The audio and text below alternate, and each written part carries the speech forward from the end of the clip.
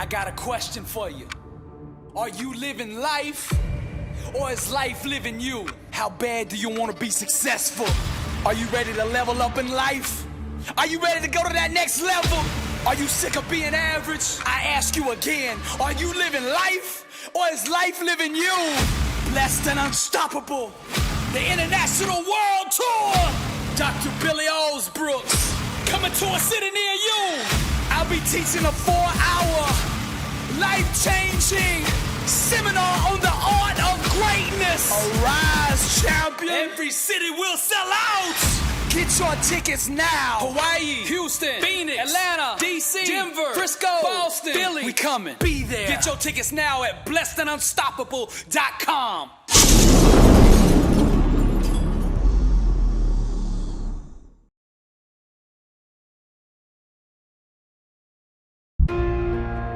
There was a 7-year-old boy on his knees praying before bedtime.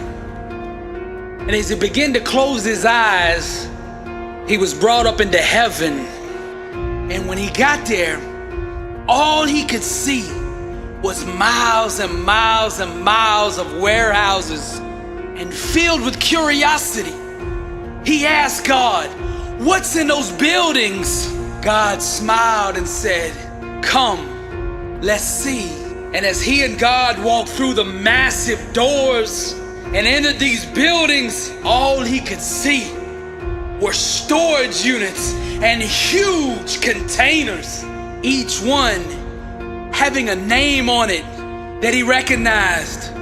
He saw his little brother's name, his little sister's name, his mother's name, his father's name, his uncle's name, his cousin's name, his classmates' names, his teachers' names, all the people at church. He saw all the names on these containers. So he asked God, "What's in there?"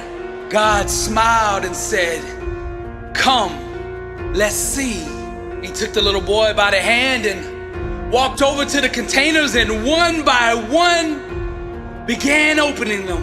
And he said, "Son, these are all the gifts, blessings, victories, breakthroughs, healing, happiness, peace, and abundance that I want to give to my people if they would just believe. Go back home, son, and tell them all that I have for them. Tell them just how much I love them, and that with me, all things are possible.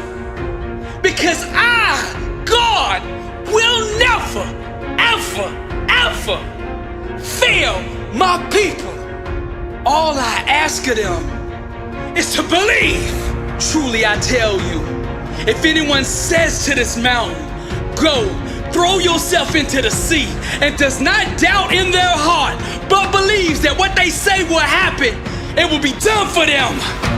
Religion won't change your life, but faith will. Our objective is not to have faith, it's to become it.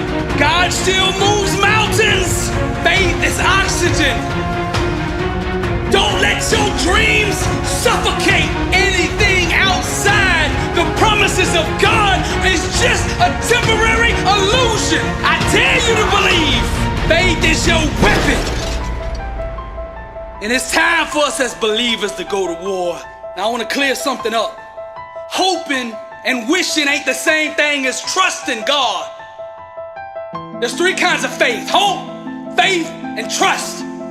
Now hope is, I hope there's a God up there. I hope he has the power to change the world. I hope he loves me enough to intervene on my behalf. Then there's faith, the next level. And faith is, I believe there's a God up there. And I believe, I have faith that he has power to change the world.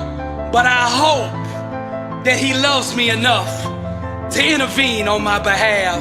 99% of the church body as a whole resides in the first 2 levels of faith, hope and faith. This is why the church today is functioning in limited power. Now the 3rd level is trust. And this is where the power's at.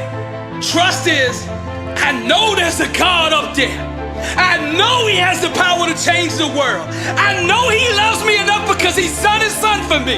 And I know he will not fail me and he will intervene on my behalf. And I trust him enough to step out and do something. This kind of trust is what got Peter out of the boat. There were 12 disciples there with God, but only one trusted him enough to get out of the boat and to walk on that water. And it's no coincidence that God chose to build his church on the rock. Peter, it's time to stop wishing, hoping, and crossing our fingers that God is gonna do something.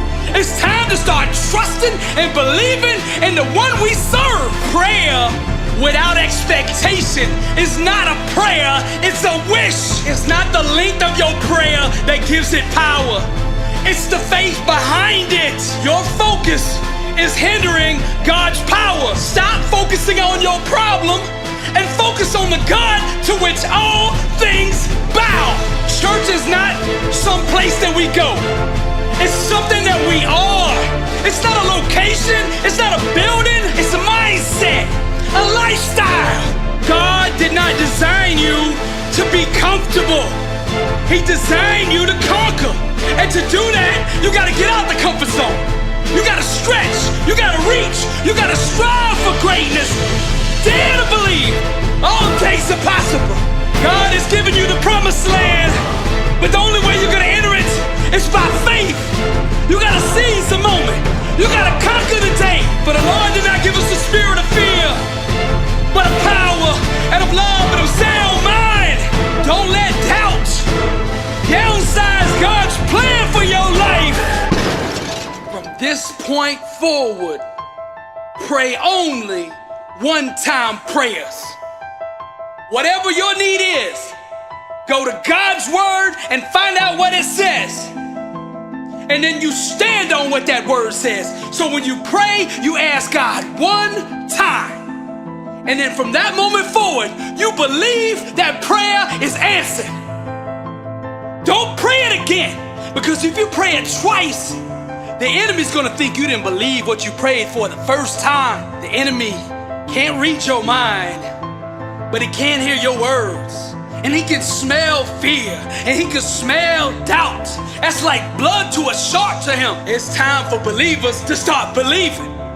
We gotta stop serving our emotions and start serving God. Real faith is never subject to circumstances. It's unconditional. Faith is more than words.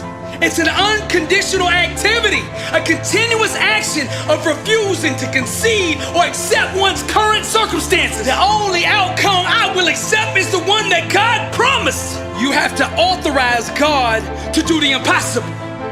Your faith grants that authorization. Go get your victory. Dreams bloom in the fertile soil of expectation. I dare you to believe. Your eyes were designed to see the visible. Faith allows you to see the invisible, what's to come, to peer into the future. Destiny is obligated by universal law to concede to the demands of unwavering faith. No matter where you are or what your circumstance is, faith will bend and shape reality in order to bring heaven to you. As believers, we're supposed to be pro-life, but everyday Christians are committing abortions. And what I mean by that is every time you give up on a dream, every time you doubt God, you commit abortion on a life that you could have had. Every ounce of your being, everything on the outside of you, all the people around you might be saying what you're trying to do is impossible.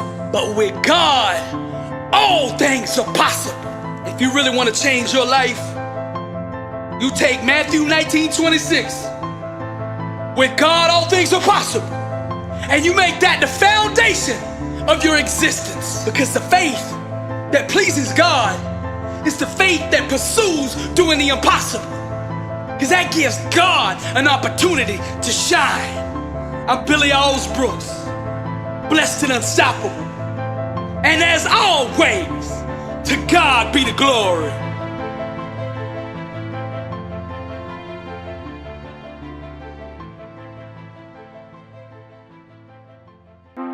The struggle is real, but you know you were meant for more.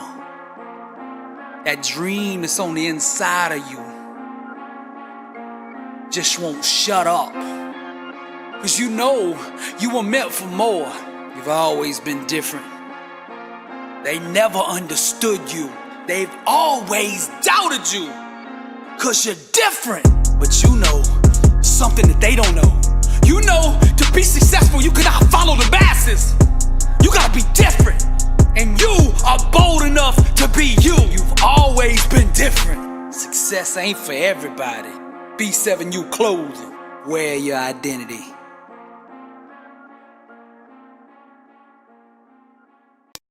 There will never be a point in your life where it's the right time to do a great thing. If you're waiting for that perfect moment, that perfect timing, it's not going to happen. You know what you have to do? You have to create the perfect time and the perfect opportunity and the perfect situation. So that a lot of people become comfortable. They stop growing. They stop wanting anything. They become satisfied. People getting ready to go to jobs that they don't like, jobs that are making them sick. You see, when you're not pursuing your goal, you are literally committing spiritual suicide. When you have some goal out here that you're stretching for and reaching for that takes you out of your comfort zone, you'll find out some talents and abilities you have that you didn't know you have. When the messenger of misery visits you, what are you going to do? What will keep you in the game? There are things that you think you'll never need to know, that you may only need to know one time in your life, but that could save your life because you had that knowledge. Unless you attempt to do something beyond that which you've already mastered, you will never grow. What is it that you looked at some point in time and you decided that you couldn't do it, that you talked yourself out of it? You're waiting on your next door neighbor to make it happen for you. It may not happen. If you're waiting on your mother or your father, they may be so ancient in their thinking that they don't understand this opportunity that you have. And if you're waiting on them, it may never get done. You don't beg average people to be phenomenal. You don't beg good people to be phenomenal. You just are phenomenal, and you will attract phenomenal. What reason can you remember that you can call on, that you can reach on, that can make you get back up? Find that reason. If you're not where you are, if you're not where you want to be, if you don't have what you want to have, if you're not where you think you should be at this particular place, it has nothing to do with the system, but it has everything to do with the fact that you're not making the sacrifice. I want you to make that dream become a reality, because if you don't, you will be working for somebody else to make their dreams become a reality. Everybody is against you or don't believe in you no more. And let me tell you something, that's a lonely feeling. It's a lonely feeling, particularly people that you're doing it for. Most people take their greatness, take their ideas to the graveyard with them. Listen to me, if it was easy, everybody would do it. There are people right now who are working who don't want to work. There are people who hate their jobs, but they keep getting up to do it. The wealthiest place on the planet is the graveyard. Because in the graveyard we will find inventions that we never ever were exposed to. Ideas, dreams that never became reality. Hopes and aspirations that were never acted upon.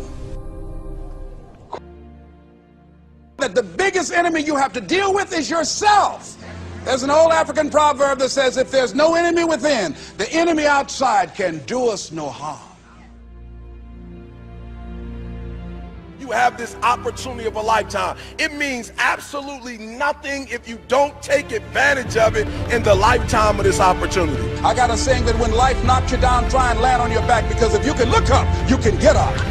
If you want a thing bad enough to go out and fight for it, to work day and night for it, to give up your time, your peace, and your sleep for it, if all that you dream and scheme is about it, and life seems useless and worthless without it, see, it's time now. If you want to make this your decade, you've got to start saying yes to your life.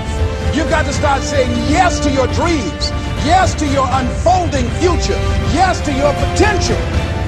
as opposed to saying no. When you die, die on E. Leave no dream left behind, guys. Leave no opportunity left behind. When you leave this earth, accomplish every single thing you can accomplish. Listen to me, you're going to be here one day, but you'll never get here if you give up, if you give in, if you quit. And finally, guys, you got to want to succeed as bad as you want to breathe. Blessed and unstoppable. Success starts with putting the right things into your mind. And my new book, Blessed and Unstoppable, was strategically designed to align your mind with the laws of success.